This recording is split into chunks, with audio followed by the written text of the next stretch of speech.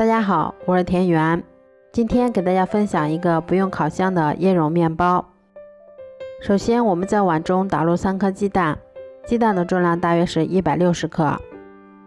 先加入60毫升的温牛奶，再加入3克酵母粉、40克白糖，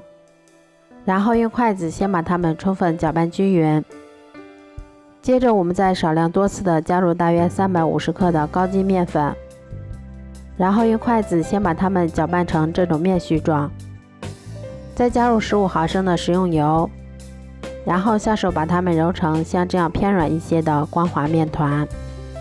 然后盖上盖子，让它先醒发至2倍大。像这样体积明显变大，用手指伸进去不回缩，就已经醒发好啦。接着我们把它移到面板上，先揉一揉，排出里面的空气，再用手先把它搓成长条，然后再用刀切成大小均匀的小剂子。我们取一个小剂子，先把它揉得细腻光滑一些，然后再用手把它轻轻地搓圆，这样我们的一个生胚就做好啦。都做好后，把它们依次放到铺有硅油纸的模具里面，然后盖上盖子，让它2次醒发30分钟。醒好后，我们在表面先给它刷上一层蛋黄液，这样成品的颜色会更加好看。再给它盖上一层耐高温的保鲜膜，防止水蒸气的进入。